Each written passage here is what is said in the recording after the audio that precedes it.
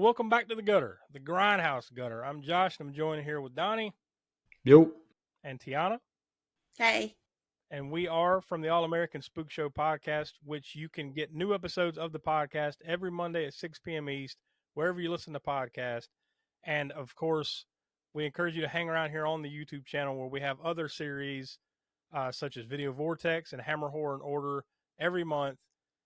And we encourage you to like, subscribe to the channel, and click the bell to be notified. Whenever we put new stuff up, you'll be the first to know about it.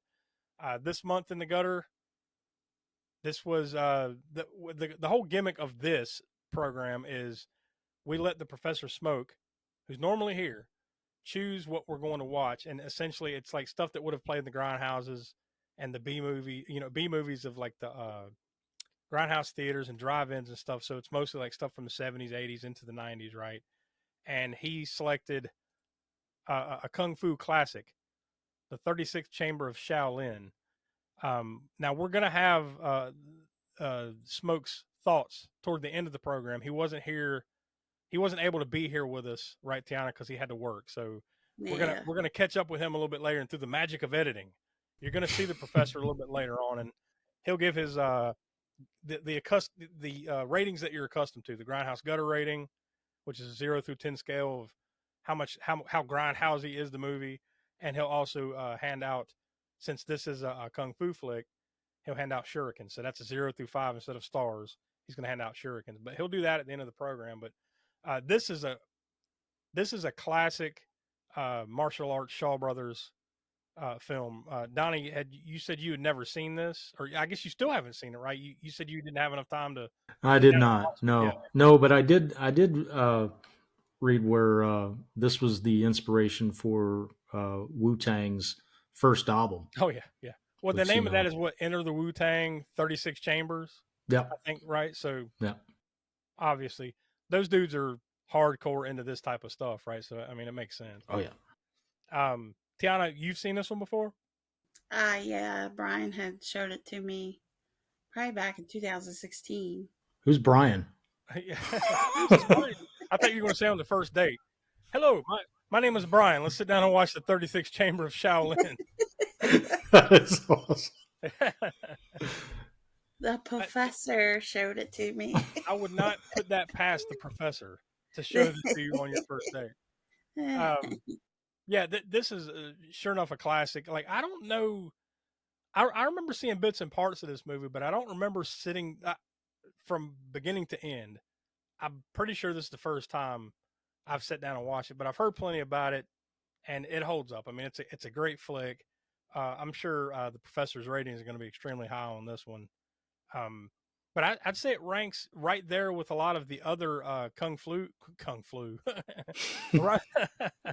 A lot of the other Kung Fu movies that we've done here on the Grindhouse gutter. But it's been a while. Like, I think you have to go all the way back to this past February when we did 5 Elements Ninjas.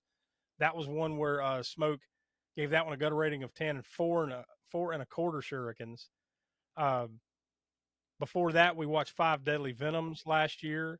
He gave that one a gutter rating of 8 and 5 shurikens, so that's as high as you can go on that one. And then we did Master of the Flying Guillotine from 1976.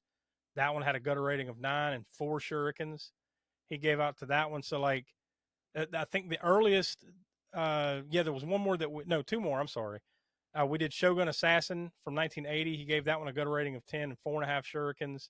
And then you go all the way back to the second episode of Grindhouse Gutter, Donnie, 5 Fingers of Death from 1972 with a gutter rating of 8 and 4 shurikens. So I think this one ranks right there with the rest of them, in my opinion, for different reasons. Some of those are more violent than others. There's violent moments in this movie, but it's not as over-the-top violent as some of those other ones, right, Tiana? Yeah, no.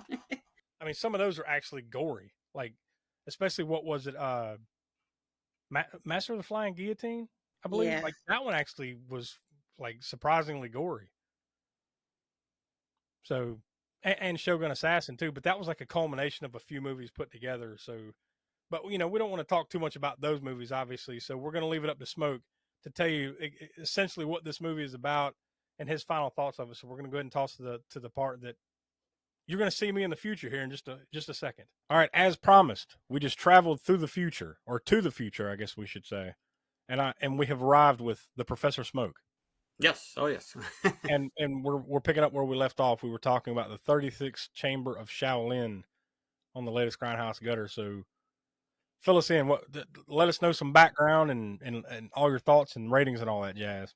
Oh yeah. Well, here is the DVD release, by the way, of 36th Chamber, and just a moment on this particular release, Dragon Dynasty. I don't know if you're familiar with that, but they put out these kung fu movies, and maybe they're still putting some out. I'm not sure, or martial arts movies where they had a number. I don't know if this is visible there too well. The camera's focusing on it, but this is number 40. So they had 1 to whatever it is. I got a good bit of them. I certainly don't have all of them by any means, because not only did they release classics, kung fu movies and stuff from the 70s, but they also released modern stuff, all the way up to like The Protector and these other, modern, not just Chinese, but also some Japanese, some Korean, all kind of different martial arts action films. So, but Celestial Pictures, which is also right up here, they really knock these Shaw Brothers movies out of the park when they do their remastering. I mean, they'll put it on DVD, Blu-ray, whatever, English dub. They'll have the original, I mean, sometimes different, Mandarin versus whatever, different Chinese dub or language versions of it with English subtitles too. So depending on however you want to watch it. Me personally, because of these, this is the way I grew up with them, watching them on USA Network, on VHS or whatever. I always watch the dub, regardless of whether it's, it cheapens it or makes it kind of cheesy or whatever. That's just part of that whole Grindhouse aesthetic. That's how they played in Grindhouses in the 70s and, and on TV and on VHS and all that. So it adds a little bit of charm to it, I think, that. But yeah, this one, I don't remember the first time I saw this one, but I do remember, I mean, I could narrow it down. It was probably like 1980, maybe 4 or 5 or somewhere in there. Renting it under the title, when y'all may have mentioned the alternate titles, but I knew this as Master Killer back in the 80s or whatever. That's how the VHS was released. That's how it was kind of, I think, generally presented on, if you watched it on like Kung Fu Theater or whatever, right? And I will say, like, for me, like, it was a little slow at first, like that first initial before he gets going on the training. 20 to 30 minutes, however long it takes him to finally get to the Shaolin Temple and start training. Then to me, that's where it picks up, and it's a great movie from there to the end. But that first, however long that is, that little establishing thing of what he's doing and how he ends up there, and before the actual training sessions and everything start. yeah, I can see that. But yeah, definitely once his training starts, you can see some correlations to other movies. You can see where, of course, Karate Kid got some inspiration as far as him doing some of these chambers he's doing the training on. He's like, why am I have to do this? I don't understand how this relates to fighting or whatever. And then of course the master demonstrates why it's good, kind of like the wax on, wax off, paint the fence, right? This kind of, so you can see definite correlations with certain later more modern martial arts films that came after. Overall, it did not feel that long. No, to me, like, once it, like I said, once you get to that initial kind of the first act, so to speak, it picks up steam and, like, it goes all the way to the end. So, like, it never felt like it drug or anything to me. This movie carries it out really well because, well, the Shaw Brothers, the cinematography as well as the choreography of the fighting and everything. But I mean, when you get down to it, I mean, it's really, most of these movies are very bare bones, and they all a lot of times repeat, themes and whatnot. It's the student master training gets to a point where he resolves something at the end, right, that he had ongoing with somebody before, kind of dispute or whatever, right? And that type of thing just plays over and over. But I mean, you never, as long as it's done right, you get good cinematography and good story and good fight choreography, it never really gets old to me, even though it gets repeated often, these types of kung fu plot lines and whatnot. I love all the, even though you don't even see there's 36 chambers, right? But you only see about I saw something similar. Maybe it's the Wikipedia entry for this or something. It actually has all the chambers listed, like the ones that you see on film. So they're actually, someone went through and counted. But yeah, you only see maybe 9 or 10, 20, something at most.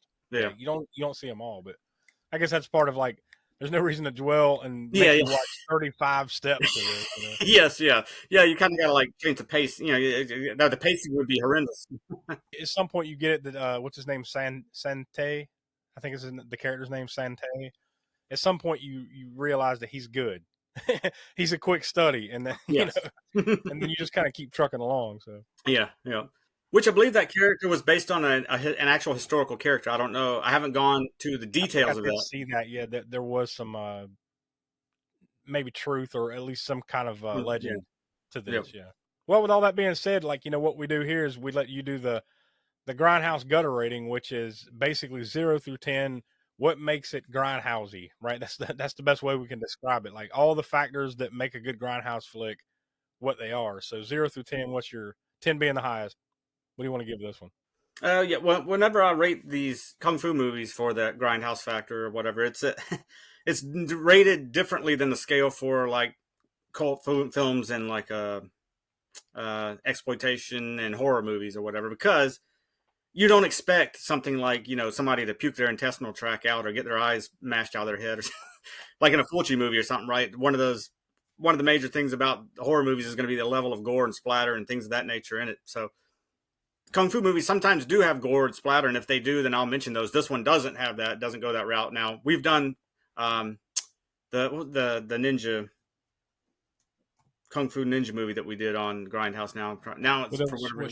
Shogun Assassin or Master. Well, there was that one, and then there was the it was another Shaw Brothers one, the kung fu ninja crossover thing. Of damn, now I can't. I don't know why I'm drawing a blank on it. I shouldn't be, because it's Five Elements Ninjas. Yes, 5 Elements Ninjas. Now that one did have quite a bit of gore and like violence in it, right? Yeah, a number of them that we've watched have like 5 Deadly Venoms, like Master of the Flying Guillotine, right? Like they've had gore.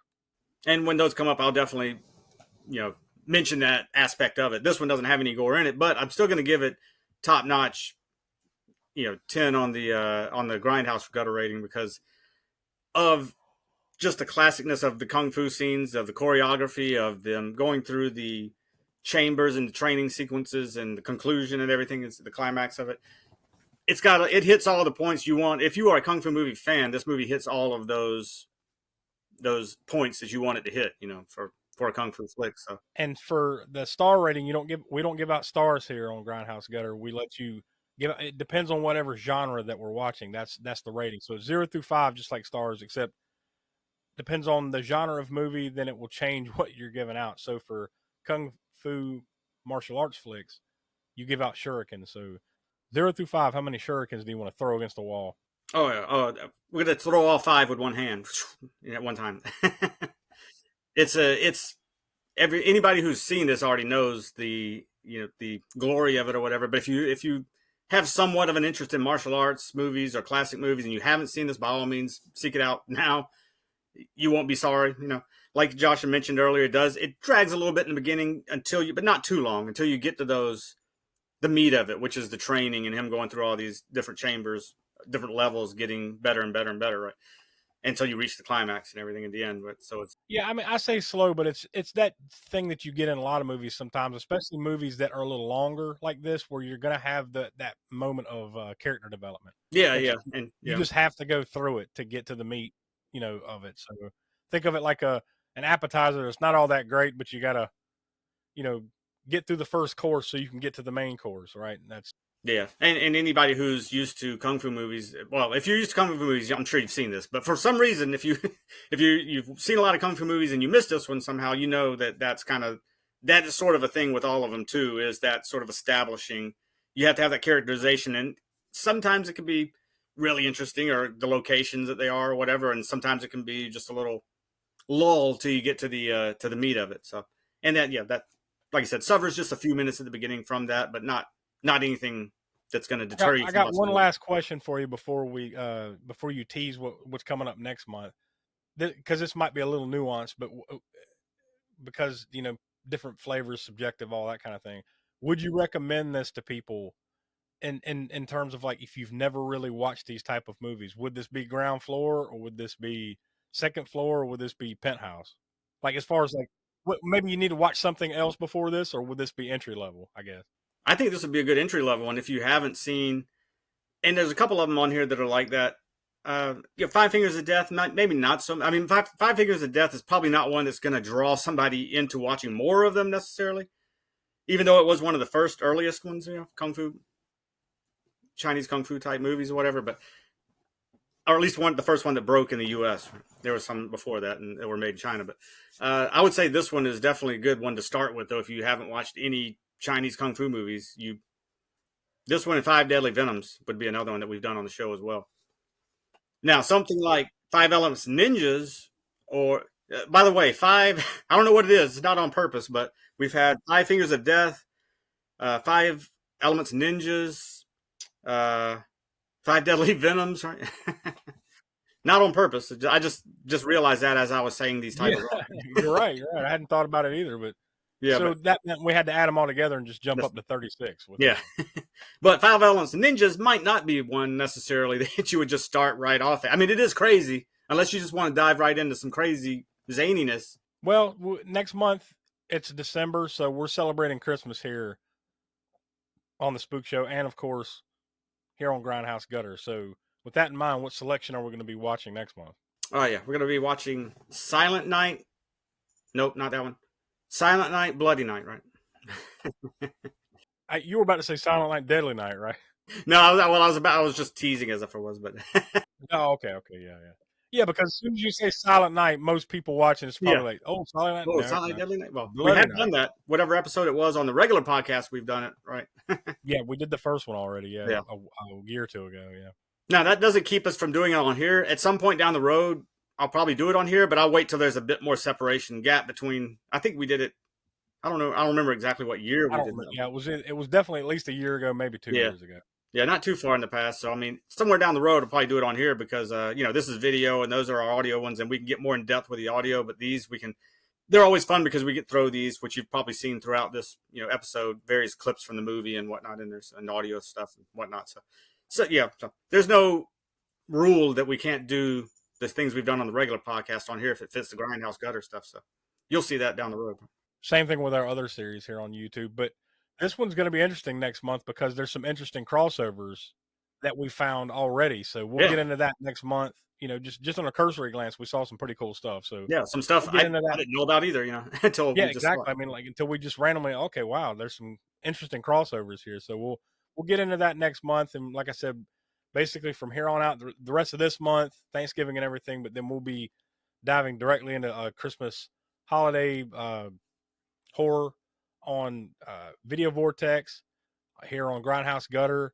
Hammer Horror is its own thing because that's in chronological order. You just that has to play itself out naturally. But everything over at the podcast for the next month or so is going to be holiday related. So buckle up until basically we get to New Year's, and then we're going to be talking about a new winter event. This is the first time, because every summer we always have an event. This year we're actually going to have a winter event too. So we'll have some more information about that next month, because I think that's going to be pretty cool. We've got some big plans for that. So there you go. You saw Tiana and Donnie earlier. I'm Josh. There's the Professor Smoke. We are the All-American Spook Show. And thanks for joining us for Grindhouse Gutter. And come back next month for another trip down the gutter.